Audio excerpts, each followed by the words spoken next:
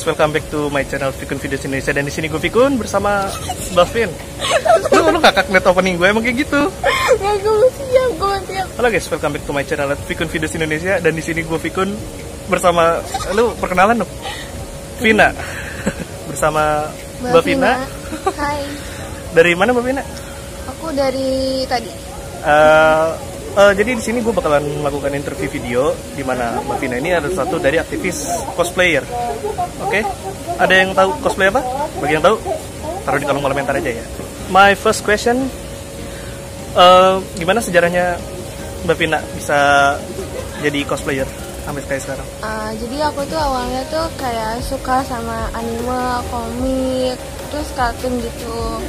Nah terus temen aku tuh ada yang ngenalin anime ke aku, anime terus ada yang kayak nge-cosplayinnya gitu. Nah terus dilihat dia kayak lucu gitu kan, jadi ya aku tertarik terus buat nyoba jadi cosplay. Oke, jadi gitu sejarahnya lumayan pendek banget apa emang aslinya udah lama? Dari Aku tuh pertama 2018. 2000 itu aja yang mau dijelasin atau ada lagi tambahan? Udah. Oke, let's continue to our next question. Tanya selanjutnya. Oke, jadi tadi kan udah sejarahnya gimana Mbak Vina masuk ke dunia cosplaying. Kira-kira sampai sekarang itu apa alasan Mbak Vina dari dulu ikut ke cosplay? Ya itu jadi kan awalnya penasaran apa itu cosplay. Terus orang-orang kok bisa mirip sama karakter yang mereka suka. Nah jadinya karena hal penasaran itu aku tuh nyoba buat ngerealisasiin karakter yang aku suka ke dunia nyata. Ya terus itu pas aku nyoba jadinya ketagihan gitu, nyoba sekali terus nyoba lagi. Nah jadinya aku jadi hobi aja gitu. Jadi hobi aja. Oke, gimana udah aja? Itu yang dijelasin? Iya. Nice answer. Oke, our next question. Apa pengaruh yang menarik Mbak Vina buat gabung ke dunia cosplay gitu? Maksudnya pengaruh dari luar gitu? Pengaruh luar ke diri sendiri gitu? Iya. Selama aku ikut cosplay itu kan, ya kalau cosplay itu harus ada percaya dirinya. Alright. Nah sebelum itu aku tuh masih kayak malu-malu gitu. Nah aku ngikut cosplay terus bisa ningkatin percaya dirinya aku gitu. Jadinya ya berani tampil beda di depan umum. Tapi kalau buat sekarang percaya dirinya udah terbangun belum? Ya udah lumayan sih, udah bangun. Alright, jadi nice short story ya. Cerita pendek yang lumayan bagus lah. Buat jadi inspirasi viewer sekalian. Next, kan kalau misalnya di cosplay itu kita costum play, ngomongnya kan kostum suatu tokoh. Nah kalau misalnya suatu tokoh karakter itu siapa sih yang misalnya sering dimainkan oleh Mbak Vina? Aku sih udah cosplay ada beberapa karakter sih. Nah karakter itu tuh kebanyakan kayak karakter yang masih apa ya, kayak karakter yang remaja gitu. Kalau bagi wibu-wibu yang biasa wibu tuh kayak kakek loli gitu. Iya. Nah gitu. Nah alasannya itu karena kan ya postur aku tuh kan pendek gitu. Jadi disesuaikan sama tubuhnya gitu biar nggak beda-beda banget lah sama karakternya. Oke. Selama ini udah pernah memainkan berapa karakter? Aku udah ada banyak sih. Contohnya tuh kayak Megumin dari Konosuba, terus ada Ram dari Re:Zero, Miku dari Gotobu no Hanayome, terus ada Menhara-chan, Hina Amano, dan beberapa lainnya lagi. Oke, I have no idea. Oke, nice answer. Sekarang kita langsung ke next question aja. Karena gue beneran gak tau tadi tokoh-tokohnya itu, aduh, nggak pernah buka gituan. Oke. Kan tadi kan ceritanya juga udah panjang sejarahnya, terus alasan dan motivasinya juga udah. Sekarang udah sejauh apa kira-kira Mbak Vina itu mendalami cosplay? Kalau sejauh apanya sih aku juga nggak tahu sih bisa udah sejauh apa. Cuman ya udah lama juga dari 2018. Sekarang udah 2020 berarti udah 2 tahun. Ya udah 2 tahun. Ada perubahan dari dulu sampai sekarang? Ya dulu tuh kayak pertama kali cosplay itu datang pakai baju, terus make upnya tuh bener-bener seadanya gitu, masih kurang make up gitu, kayak masih natural banget gitu. Nah terus lama-lama kayak mengimprove cosplaynya gitu, jadi ya bisa lebih bagus dari sebelum-sebelumnya. Oke, next answer. Langsung ke next question. Untuk selama ini tuh di mana aja Mbak Vina kira-kira udah pernah melakukan kegiatan cosplaying tadi? Aku tuh biasanya cosplay itu di acara event di Jepangan. Event di Jepangan atau enggak event games yang ada cosplaynya. Terus sih biasanya ya sekitar sebulan sekali lah ya event gitu. Itu hitungannya padat juga ya? Padat Kan sebulan sekali, bukan seminggu sekali. Kan event kan sering ada tiap minggu, cuman kadang datangnya misalnya sebulan sekali.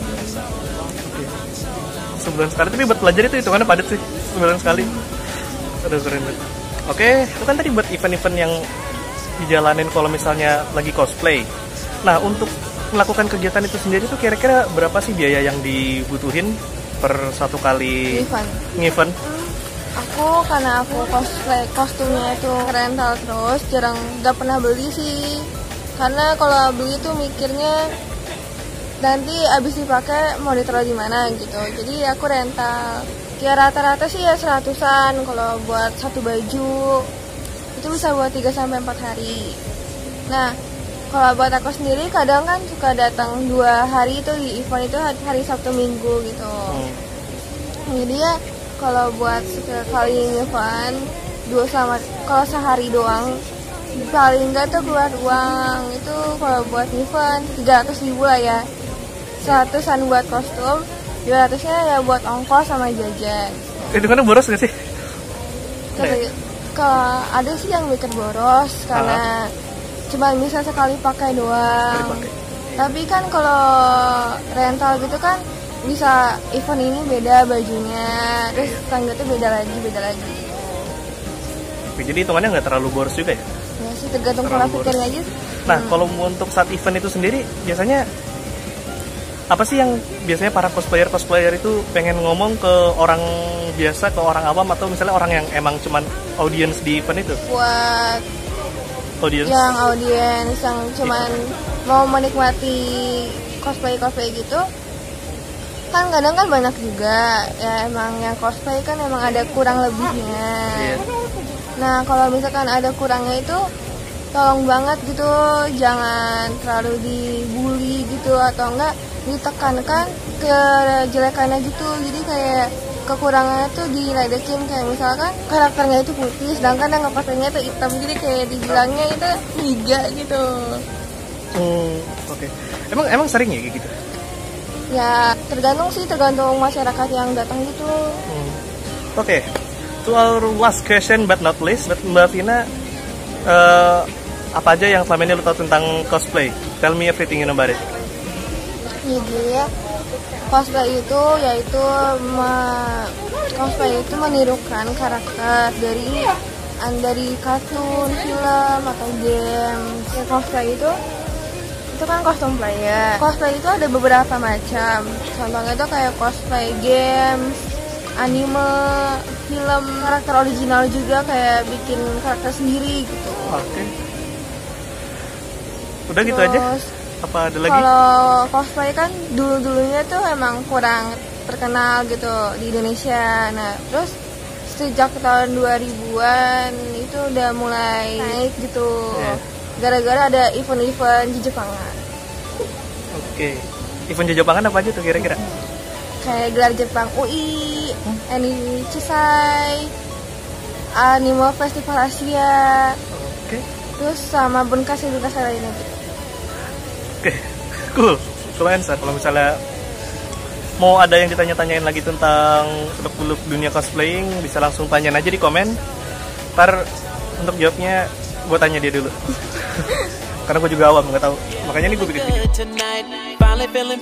Jadi sekarang kita masuk ke sesi kedua buat interview video kita. Jadi pertanyaan yang bakalan gue lontarin nanti bukan berupa ada pertanyaan yang harus dijawab langsung oleh Mbak Vina, tapi berupa pertanyaan yang dimana itu berupa istilah, berupa kata, dimana nanti Mbak Vina itu harus nerjemahin atau nerangin tentang apa arti istilah itu. Tentunya istilah-istilah yang ada di dunia cosplaying. Oke. Oke, kita masuk ke kata pertama, cross dress. Apa itu Mbak Vina? Cross dress itu mengcosplaykan karakter yang beda gender. Jadi kayak misalkan karakternya cowok tapi di-cosplayin sama cewek, atau enggak karakternya itu cewek tapi yang nggak cosplayin itu cowok gitu. Okay. Thank you for the answer. Oke, kita langsung ke second word, kata kita yang kedua. Kosu. Bacanya gimana? Kosu. Apa itu kosu? Kosu itu singkatan. Itu biasanya disebut sama orang-orang yang mau nginfon gitu. Misalkan kayak, lu mau kosu apa? Nah, kosu itu singkatan dari kata cosplay. Jadi kayak kata cosplaying itu disebutnya kosu gitu. Okay. Nice. Padahal cosplay itu sendiri singkatan ya? Tapi ada singkatannya lagi ke kosu. Gitu. Jadi kayak sebutan yang lebih enak didengar, lebih gampang diomongin gitu. Kita langsung ke kata kita yang ketiga. Apakah makin susah atau makin gampang? Kita lihat aja. Kata kita yang ketiga adalah kameko. Apa itu kameko? Kameko itu sebutan dari Jepang ya, bahasa Jepang. Kameko itu artinya fotografer. Oke. Nah, kalau di event-event itu ada fotografer yang moto-motoin yang cosplay gitu. Fotografer. Itu dari bahasa Jepang artinya fotografer. Oh, itu emang dari bahasa Jepang ya? Iya. Bukan istilah. Bukan. Oh. Nice. Oke, kita bakal ke kata kita yang keempat atau yang terakhir tentang arti dari kata goth. Apa itu goth? Goth atau gathering gitu. Oh, goth yang ngomongnya. Gathering. Itu ya kayak kumpul bareng gitu sih. Ya kayak biasa orang-orang gitu pakai makrab gitu-gitu. Berarti aslinya goth itu serapan dari bahasa Inggris justru ya, bukan bahasa Jepang? Iya, dari bahasa Inggris. Creative, but nice. Oke, jadi gitu aja video gue interview bersama Mbak Vina. Thank you buat yang udah nonton. Kalau misalnya ada yang masih belum lengkap dan belum gue jelasin, tinggal tulis aja di kolom komentar. Insya Allah kalau bisa gue jawab, kalau nggak ngerti ya gue bilang pas. Oke, jadi sekian dari video gue dan Mbak Vina. Jangan lupa buat like, comment, dan subscribe, dan share video gue ke orang-orang terdekat kalian. Bye.